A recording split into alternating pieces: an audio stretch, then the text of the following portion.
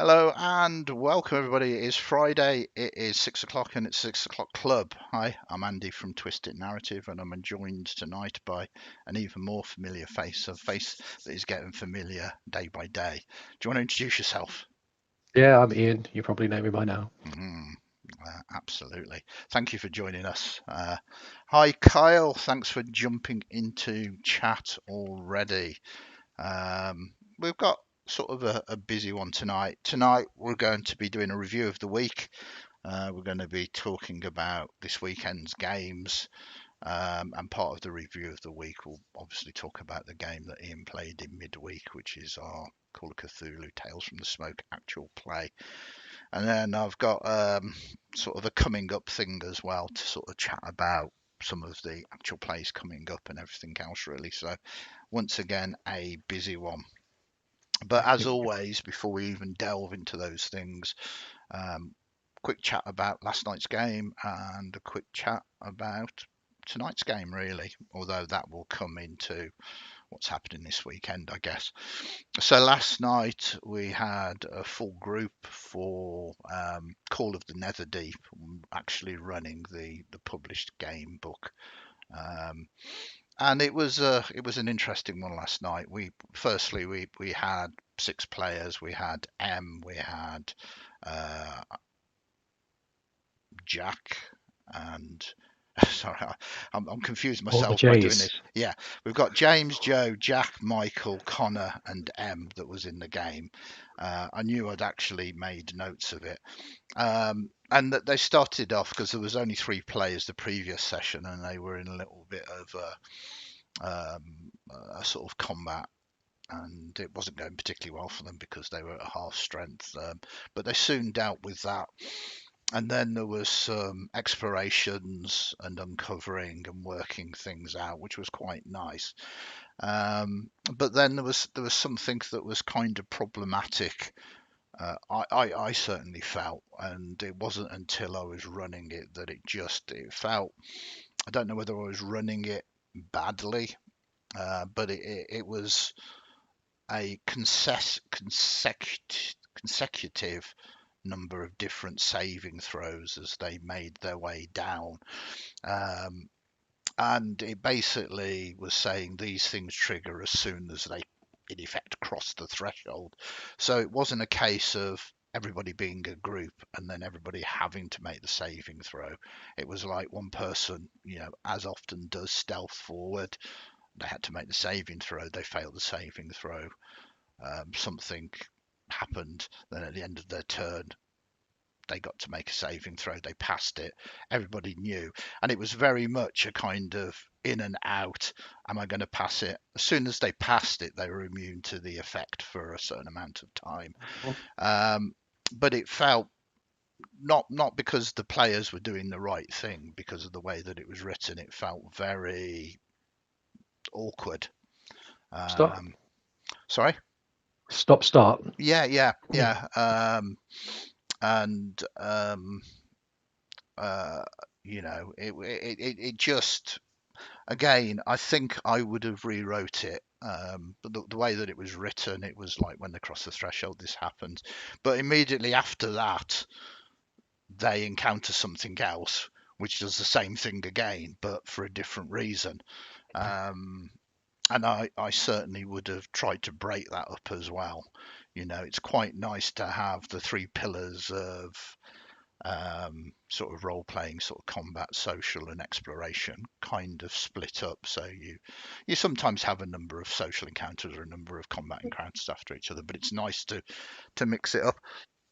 And they succeeded. They got down and they are now going to explore this lower chamber.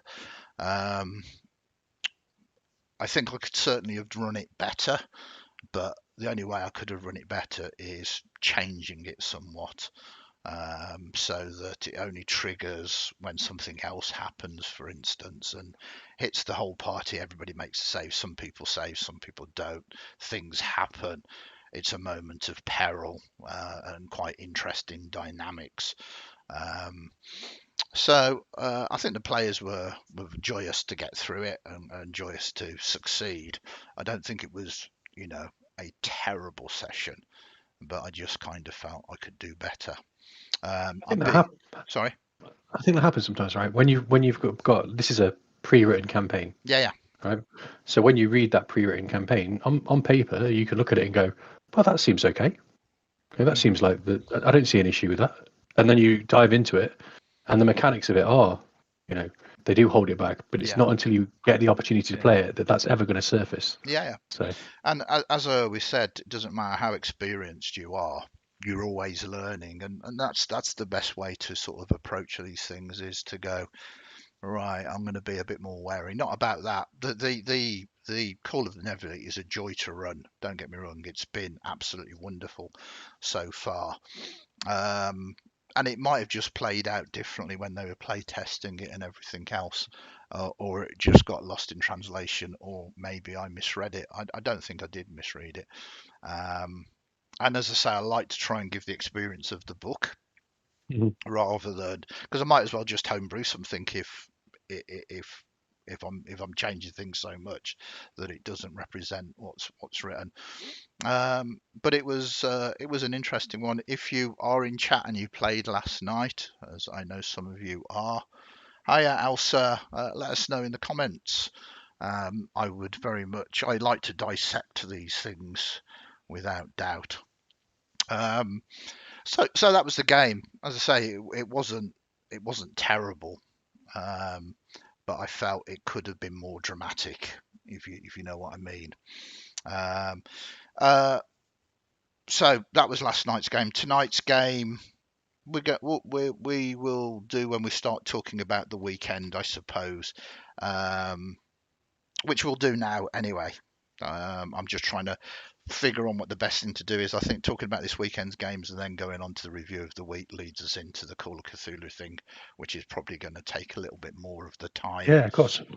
So tonight is Collateral Damage, our weekly fifth ed game. I've spoken obviously on a weekly basis about it. Super fun. They've returned to Faerun now.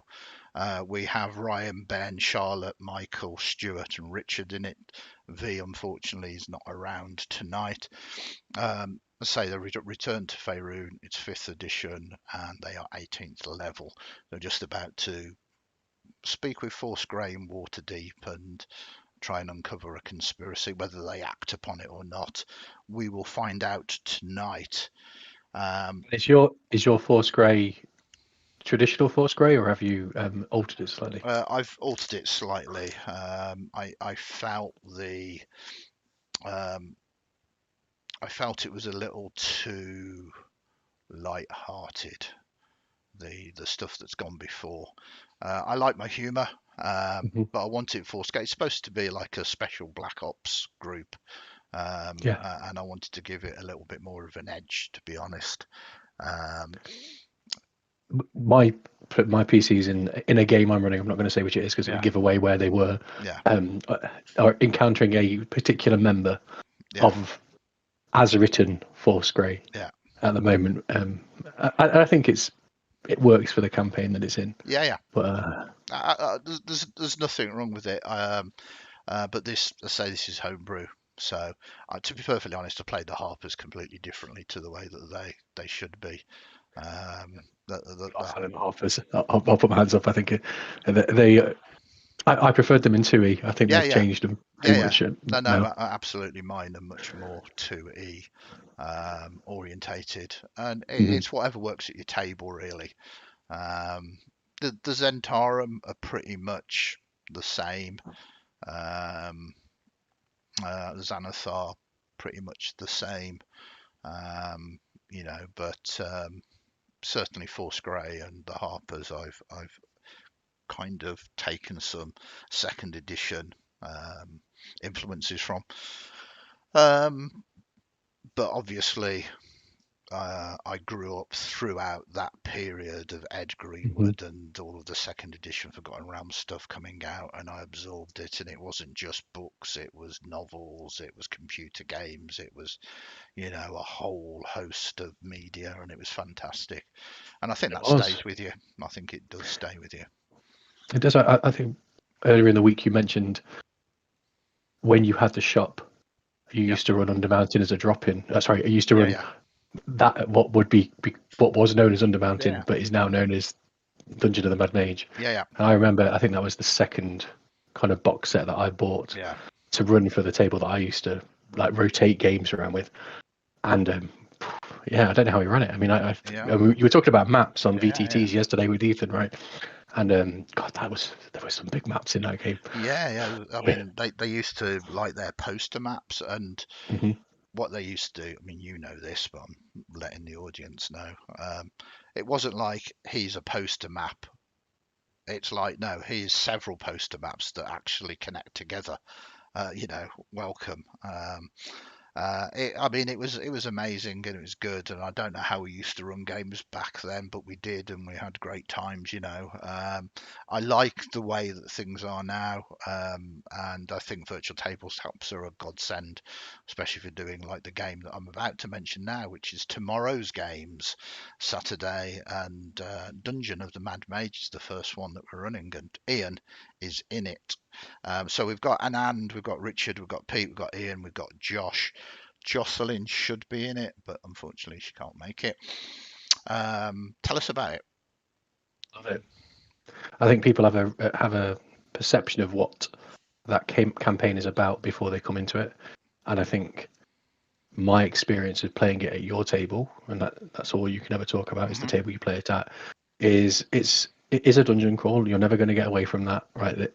There is pre-designed areas that, there's great traps, there's great riddles and all that kind of stuff, but what really sets it apart is there is a huge amount of role-playing opportunity in there, and a huge amount of politics. And I think we've probably engaged more with the politics than we have with the traditional dungeon crawl aspect of things, which I've really enjoyed. I think we've lost some really great players from that game, and we've replaced them with some really great players. Yeah. So, but yeah, I mean, when I joined, Michael and Ryan were in there as well, and we just said it was great. Yeah. It was really, really great. So yeah, a really good game. And there was a lot of role playing. I mean, I'm a great believer you can get role playing anywhere in any kind of game if you want it. Even if it's just the players role playing with each other. Even if it's like, it's a dungeon, a bash hack, or whatever you want to call it, against some goblins or orcs or whatever. They are obviously the bad guys, and you have to cut your way through it. You can still role play amongst each other, and there's a lot of that. I love all your characters. Obviously, there's some quite nice, interesting things we're doing, sort of homebrewish for your character. But I mean, Jocelyn, once again, star. The way she's playing Feral, it's creepy and weird, and I never know what's going to happen next, to be perfectly honest. I've got to be honest. Everyone in that game always pings me out of left field. So I've loved playing with Pete's character from the very beginning. I think he plays his Tabaxi incredibly well, right? But I think Anand's swashbuckler barbarian, who gets through so many shirts, is just little details, and I love that game. No, very much. Yeah, I mean, he basically is playing a swashbuckling barbarian, so barbarian rogue, and he's now got this thing. I don't know whether he conceived it right at the beginning, or it was just a nice little touch he came up with that we've played upon now. That every time he sort of rages, he kind of just rips his shirt. But he's got basically, I said, I don't care. You've just got unlimited amounts of shirts, so he kind of just gets a new one out, and it's just funny. I find it funny. Obviously, you do as well. One thing I would say before we kind of move on about that, and that is, I think Dungeon of the Mad Mage does something that other campaigns find non-homebrew other campaigns will find difficult, and that is, as a group of players, we can decide in the session whether we want to do a dungeon bash or whether we want to go down the role play route. And I think having that flexibility is incredibly empowering to a group of players, and it must be terrifying to a DM at times, not knowing what way that could go in that session. Yeah. Absolutely. I mean, I think we've mentioned this a number of times. I'm just looking at chat now, and hello, not very Geordie, who says Dungeon Match Maze is a wild ride. Um, um, it's kind of a very strange thing because you would think it's a natural progression from Dragon Heist to then link it to Dungeon and Magic Mage, and it's not really. And also, it's not difficult to run, um, but it's very complex, and there's a lot of moving parts. And like we were chatting earlier, you kind of can't go, well, they're only on level one, so I'm just going to read level one, because there are factions that are dotted about the entirety of the dungeon, and it's, I don't know, 22, 24 levels or something crazy, maybe even more, because there's like pocket dimensions. I'm not giving any spoilers away. It's just it, some of it doesn't make. There's kind of hidden levels as well. Like level 6 was kind of the lost level, and so you kind of need to read it all, and then each level has got 30 to 50 rooms, if not more. Um, so there's so much in that book. It's well worth the money if you like that kind of experience, and you can sort of get role-playing encountery type things out of it because there's a lot of factional politics. Um, but yeah, I don't think it's the simplest of campaign books to buy and sort of run really, but thoroughly enjoying it. There's not a point where I kind of think, oh no, this has become grindy now. It doesn't feel that way at all. And yeah, a great set of players. Thank you very much as well for jumping in there. Not very Geordie. I love that. I know who you are, but I'm not going to say. Okay. Um, yeah, so Saturday's normally a busy day, but unfortunately we've had a few people that can't make the next two games, which has dropped the numbers down, and we've had to postpone them. So it would have been Greyhawk Unbound with Al, Simon, John, and Wayne, and it would have been Tales from the Smoke with Kyle, Cara, Marcus, and Ben. Um, but unfortunately, those aren't going to fire now, and I've rescheduled other work for me to do. It was too late to reschedule any other sort of games, but I'm going to have to spend my time doing something. Well, I've got so much work on doing something else anyway. So that just then leads us to Saturday night, which is Spelljammer Cosmic Rain, and we've got Jack, Sky, and Adam. They've just, as I said, it was a very big plot. They've just managed to escape. They've just managed to reclaim a Spelljammer. They've landed on this planet of sentient sort of flora. That's the right word. Flowers, sentient plants, and they are going to explore it. And I think they might take a little sojourn to the Feywilds as well. So I'm Nice. quite looking forward to Spelljammer Feywild.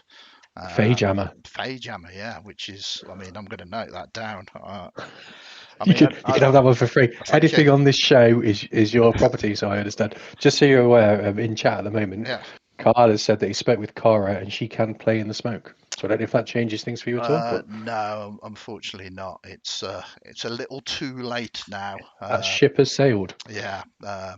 Unfortunately, I've had to make other arrangements, so um, it will have to be 2 weeks. Apologies for that. Um, but I kind of need a degree of sort of notice to kind of rearrange things, unfortunately. Um, I did try to reach out to I know that Puakara, she's an angel. She works crazy shifts and is all over the place, but I shall miss that game. Um, So that is Saturday, and then Sunday is also quite quiet because we've got a few of our players out of the country at the moment. So there is only one epic game that is going on Sunday, and it's a game that Ian is in, a game which is mythical, Rise of the Weird Eaters. We've got Casper, Natasha, and Ian, Marcus, and Jack in that.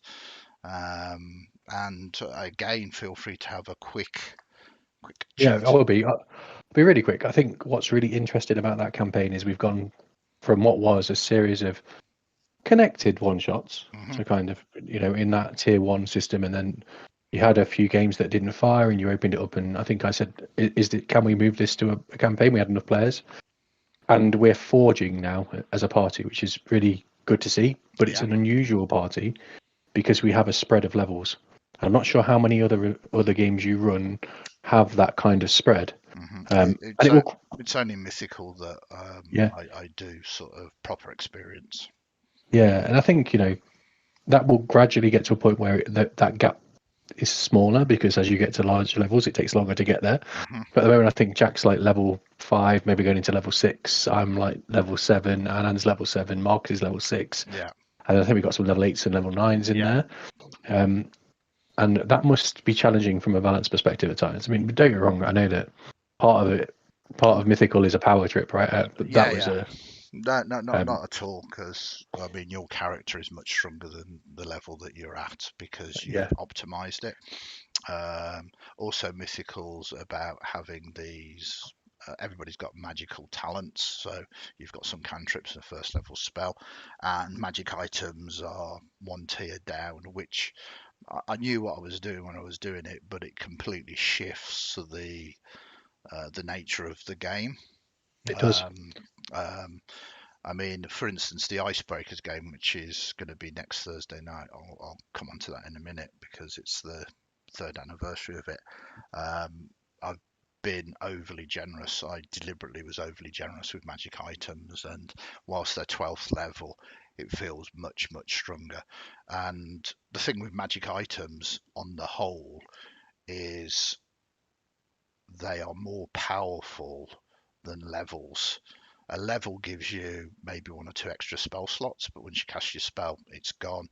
Gives you, a D6 to D12 hit points. But I mean, that's nothing at higher levels.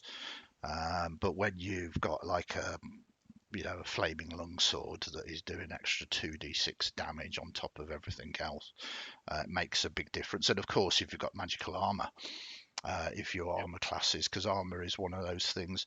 And I kind of like what they've done in 5th edition. They've deliberately made it easier to hit monsters so that it feels like the players are actually achieving something. Yeah. I think in possibly certainly 3.5 and Pathfinder at higher levels, it could get to the you either miss or you hit and it kills you sort of thing. Really, it Hmm. was very kind of sort of swingy. Um, but of course, what they haven't addressed is that players can max their armor and then throw things like shield and everything else upon it, which takes their armor class up to math that the system can't deal with. When you're achieving sort of armor class 27 to 29, a monster's maybe a lot of the average monsters don't really have any greater than maybe a +9 +10. Hmm. That means that on the whole they need an 18, 19 or 20 to hit, Yeah. um, which I think is about a 15% chance of success. um, and it's one of the imbalances that has happened through fifth ed, as more and more supplements have come out. um, it's not an imbalance to me because I just give the monsters a greater chance to hit. I just increase their stats and everything else to readdress it, but not in a mean way of, well, they're always going to hit. It's just, if this monster should have a 50% chance of hitting, I need to up its pluses to achieve that. And it's quite fair. It's fairly easy on a D20 system because each one is a 5% basically. Yeah, exactly. Yeah. So the math is not that challenging to know how many extras you want to put on. So I think you're perfectly right. If it was like a standard game and we had a 5th level character, a 9th level character, it would be felt. But Mhm. because of the fact it's mythical, and I encourage that, and I encouraged optimal building, it feels less like imbalanced. Even Jack said in Discord that Yeah. um, even he's quite tough for a 5th level character as a barbarian. I agree. I think I don't normally optimize. In fact, I don't optimize on in general because um, it doesn't kind of sit there. Herschel's just a different beast. I've kind of found a character I like with him, Mhm. and the optimization of him kind of makes sense with that character. Yeah, Um, there's, and there's there's nothing wrong with I have it. a really great yeah. I mean, I have a great. It's just a fun time playing him. Yeah, He's quite shallow, so that helps as well. yeah. There's literally nothing wrong with optimizing. I've said it over and over again.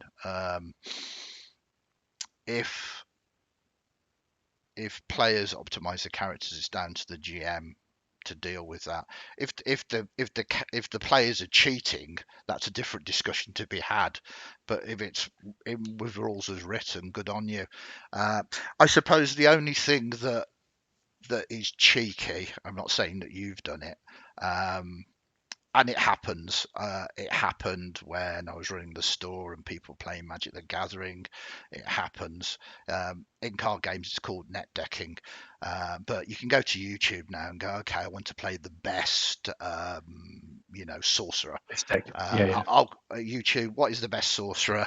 Okay, and there's some really cool videos of people that have analysed the best way to min max, and I don't find that wrong to do or frustrating. I find it somewhat confusing because people are choosing the optimal sort of ancestry and class and equipment rather than letting it evolve naturally. It's like, well, I kind of really wanted to play a halfling, but I'm going to play a tiefling because it matches this class build more. And it's kind of you building a character to be optimal in the game rather than a character that you're going to enjoy playing. It's almost like you're playing a playing piece rather than a role play character. And I don't mind it. I find it confusing. You can still have fun playing that kind of character. Don't get me wrong. Um, but and I do it all the time in a computer game. Mhm. You kind of do that, but it's a computer game, so you're not role playing. You're kind of using the avatar that you've got to force your way through that game. But at a role play table where you've got the luxury of a GM that can modify things for you, that you don't have to be optimal, that you can play the way that you see that character cinematically, I think is perhaps missing something. Um, I think maybe, I think it's a really good point, and I'll be honest with you. Herschel is that person, right? I'll be straight up. I was like, that bugbear class in, you know, that's awfully powerful. That extra damage you're getting on a mhm, surprise round or on a first round, and Gloomstalker's doing this, and I looked into it and I was like, oh, this build is that's pretty amazing. yeah, Um, but then off the back of that, that made me go, wow, I've got a really cool idea for a character. I could see him being, how's he going to grow, right? yeah, Because all of these builds are all about when you hit X, yeah, yeah, yeah, right? It's not about what you do on that journey, yeah, right? And I think maybe that's the bit that you don't see, Andy, is that to get Herschel to where he is now, I had to go through level 1 to level thinking I wasn't a Gloomstalker at level 1. yeah. So I still had to create the character and understand how he was going to progress through. Oh And yeah, as I say, yeah, I don't have any issue with it. no. I suppose if I guess people do, they might think, oh, actually, I do want to play a tiefling sorcerer. What's the best tiefling sorcerer build out there? Um, so I mean, I say I do it on computer games, Mhm. um, and I say I don't have genuinely a problem with it. It is I see it as my purpose and my job to use the rules that you've used to create that to entertain you, basically. Um, and I like Herschel. I think it's a very good build. But I will warn all of my players out there that I know about the YouTube videos and Yeah, I watch them too. And yeah, of I course. know what their weaknesses is. And I know that quite often they go, well, it should work like this, but you really should speak to your GM A because DM. there's a very grey area with how this should work. And Agreed. yeah, yeah. And I think I actually had for that. I think I actually spoke to you about how do you rule on surprise, for Yeah, instance, right? Because I think there's a lot of people out there that, and you're not one of them, that see it as a cheat, right? yeah. And I think surprise rounds in earlier editions were way more cheap than surprises now. Um, It's technically rules as written almost impossible to get surprise, yeah, exactly. and it's even more almost impossible if you're not by yourself. If you've got another three adventurers with you, and you kind of go, look, I'm an assassin. Please let me go first. Let me take my shot. I'm going to get a critical hit. It's going to be automatic damage. I'm going to do and then the paladin has just charged forward, and you go, okay. And it happens, which is why I kind of try and say, look, you can get this close. Mhm. If you go any further, there's a good chance that you won't have surprise. But if you want to act from this position, you can have a surprise round because they're unaware of you. And I think that is just a much more sensible way I agree. of just ruling it, because if the creatures, if there's no reason for them to be expecting you and you've done all your best you can to sort of get relatively close to them, you should have surprise on them because they're unaware of you, sort of thing, really. And I agree. We're running the clock down really quickly, but just one last point. yeah, I think to exactly your point, and I think about what it's done is it's made like an ongoing, like in joke in that group, which is Herschel constantly going to buy people yeah, goggles of yeah, the night because they're cheap as chips in that setting, right? yeah, And I need to be invisible, and people just don't get it, and they do get it really. yeah, yeah, I quite like that yeah, yeah, as a absolutely. kind of a say. It's very good, very good. An enjoyable game. I'm looking forward to tomorrow. There's the end of the combat because there's still, Yeah. well, there's some cultists, and there's still two of these scorpion men that are fighting the water elemental. Hmm.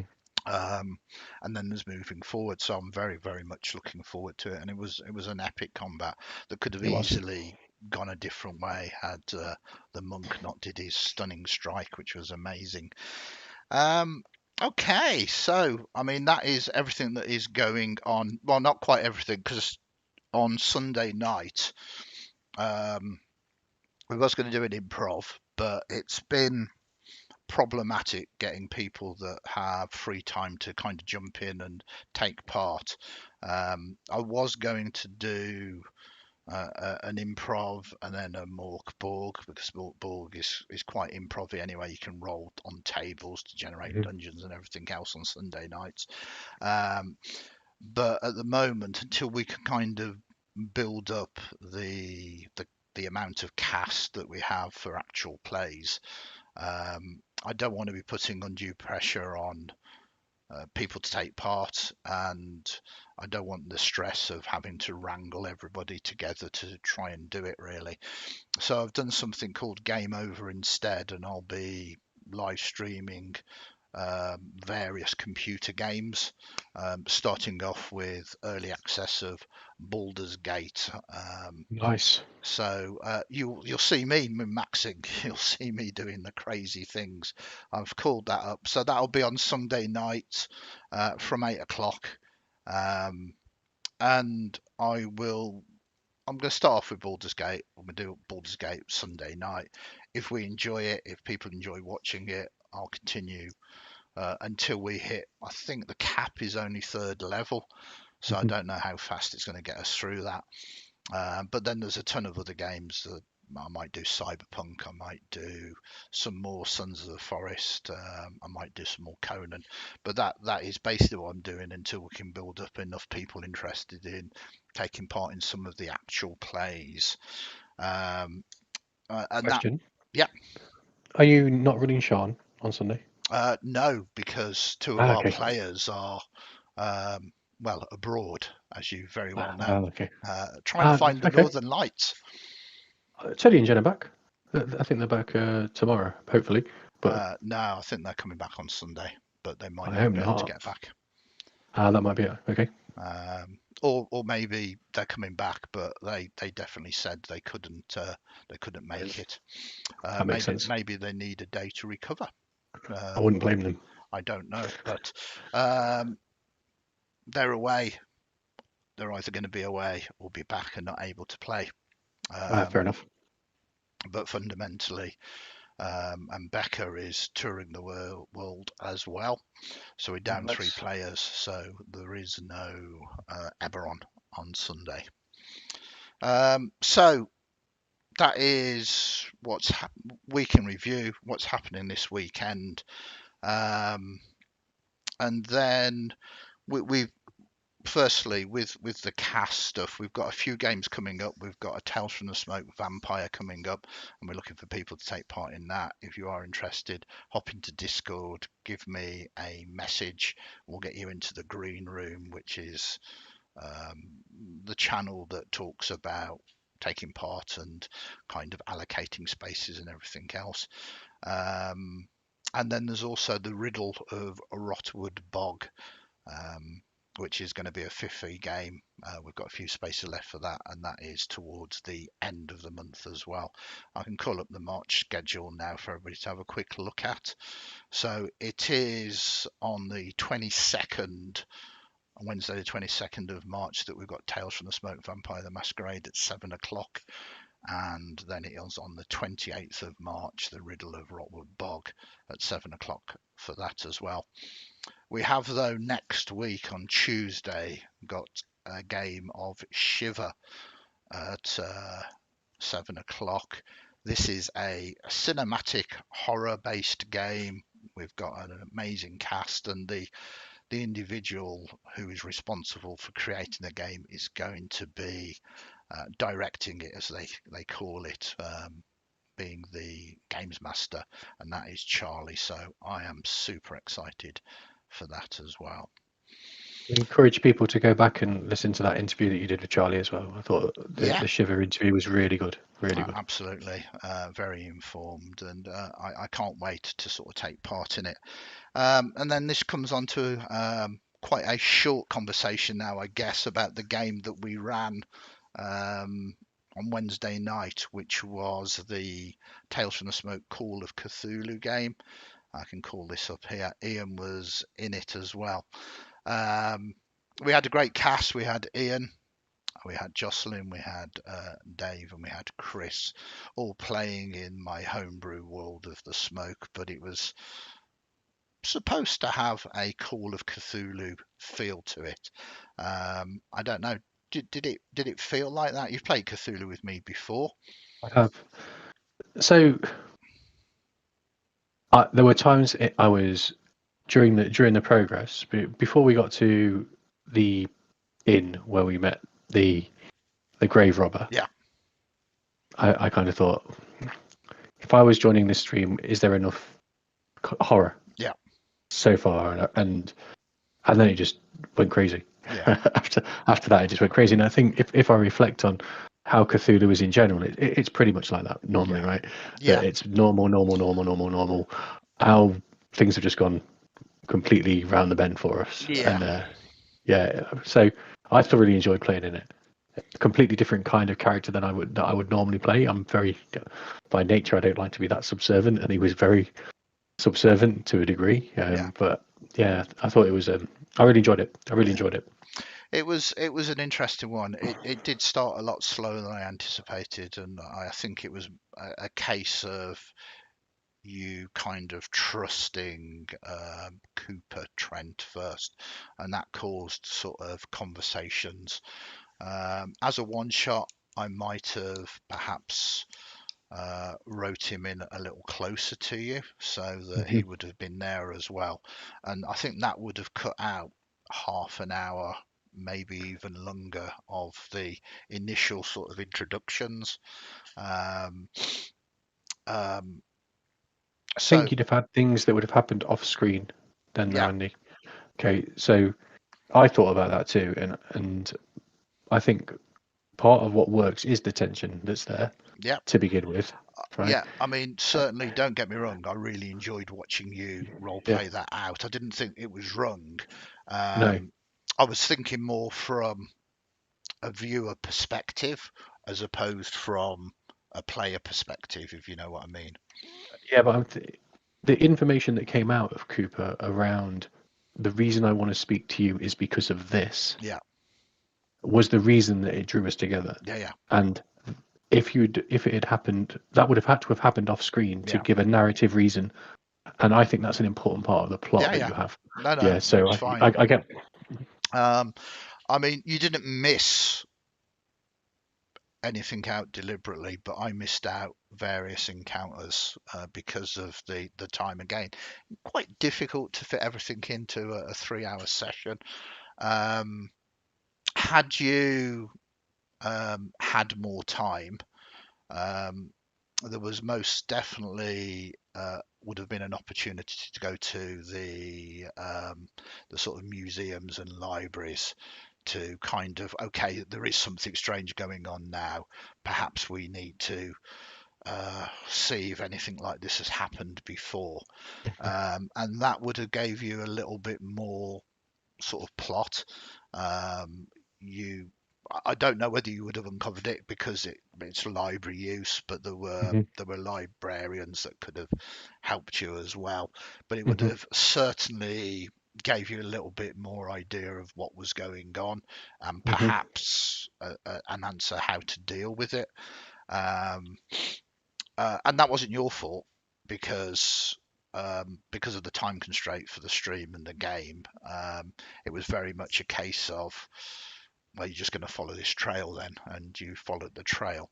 And I don't know whether we lost a little bit of information there without that trip to the library. It would have been quite interesting. There would have been, had you found the right book, it was obviously in the restricted area, which was the little jibe I kind of mentioned Hmm. today in Discord.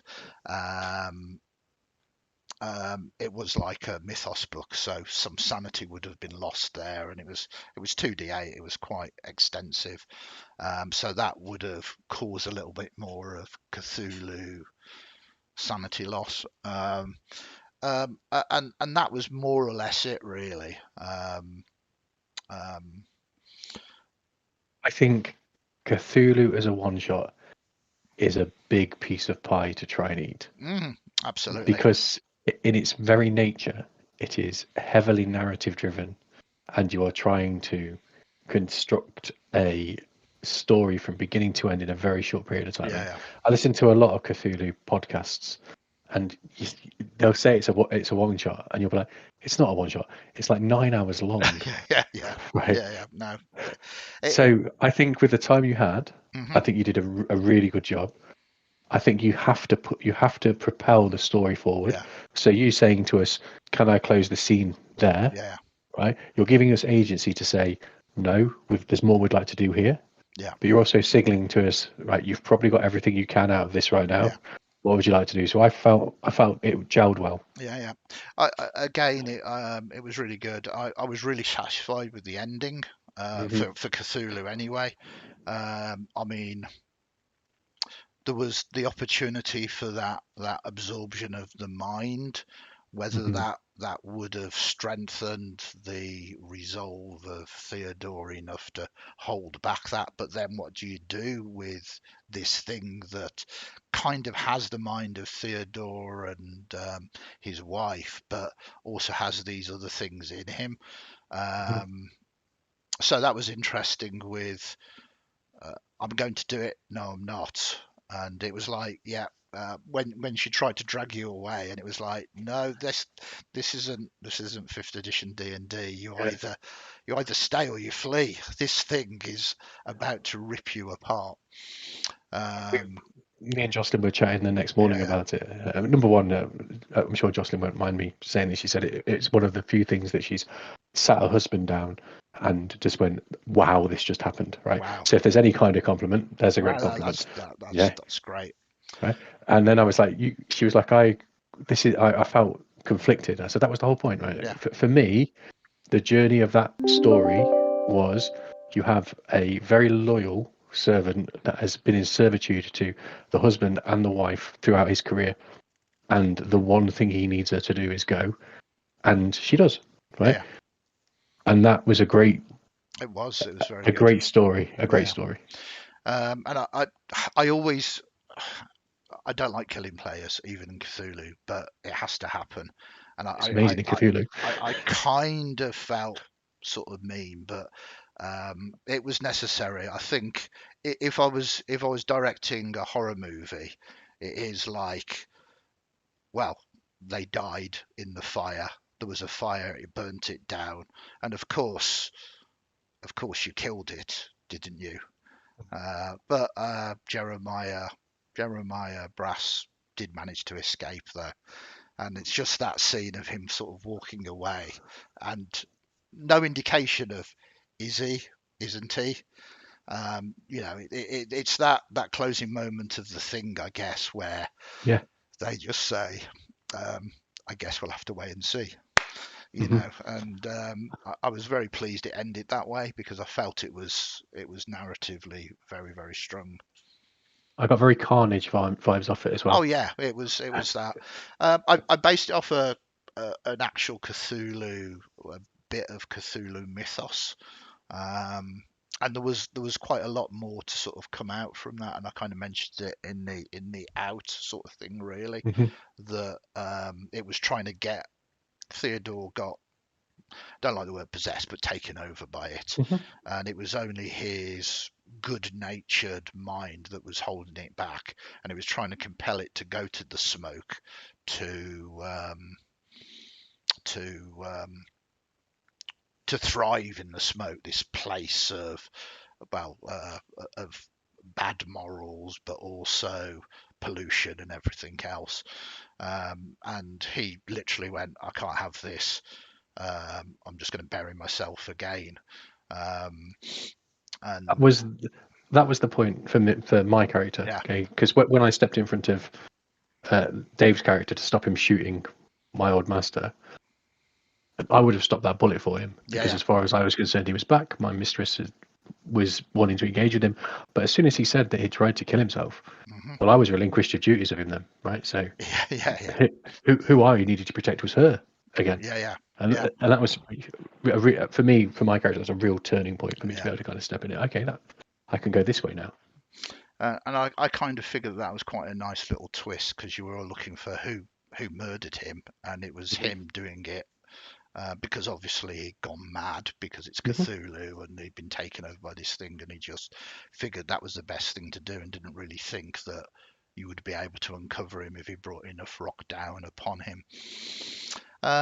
So yeah, I mean, I enjoyed it. I feel from my side, I didn't have enough time to do it justice. Um, but I thoroughly enjoyed playing with you all. I loved all of your characters, and um, I thought the narrative of it was very Cthulhu, but I'm not sure how much that came across. Just like you said, in the certainly the early part of the game. But as you know, playing in other Cthulhu games, I do like the world building and the, Yeah, oh, we quite like each other. We've got to know each other. We're this. Oh God, we're all dying. This is horrible. in fact, for me, Cthulhu's the broken mirror, right? Yeah, And so to get to the broken mirror, you've got to have the mirror in the first place. yeah, So that's what you do in the first part. That's the reflection of normality that is going on, right? And then yeah, suddenly it smashes, yeah, and it needs to be sudden because that's jolting, that's horrifying, right? The slow creep works yeah. if you've got a long time to do it. That's For right. 3 hours, you're never going to do a slow creep in, right? Yeah. No. How did you feel about the setting?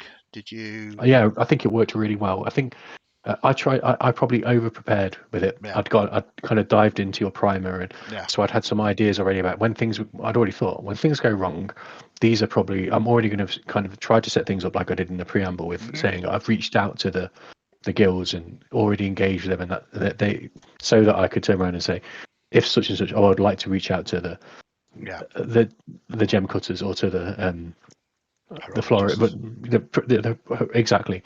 And I think what I should have done is less prepared, just been aware of it, and Yeah. just Yeah. kind of go with that a bit better. Yeah. No, I mean, what I hope to do with Tales from the Smoke is each time we visit it in a different game set, that you become more and more familiar with the setting and you see different aspects of it, even though it's not the same place, because um, I don't want it to be. It's kind of reflections of the same city, if you know what I mean. Um, I did so give you another guild though, so you can have yeah, that one as yeah, well. yeah, yeah. I mean, You can have the florist now, right? I mean, yeah, it only goes so far with the amount of guilds that you need to do. I mean, there's guilds for absolutely everything, so Everything. you're absolutely right. Um, but yeah, uh, It fits it well. yeah, Like I think this current edition of Cthulhu misses Gaslight, yeah, because I think that's a great setting for Cthulhu. Right? yeah. I I think do, the whole Ripper thing yeah, that's yeah, always had kind of yeah. Sort of like who or what, and yeah, it's like the time machine, right? yeah, yeah, absolutely. Right.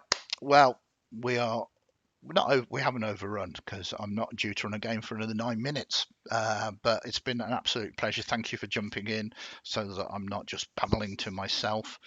Um, and yeah, it's been a blast. The week has gone more or less. We've got another week ahead of us. We've got a lot of things going on. I was going to do some announcements for some of the things, but you're going to have to wait till Monday now for those because we are out of time.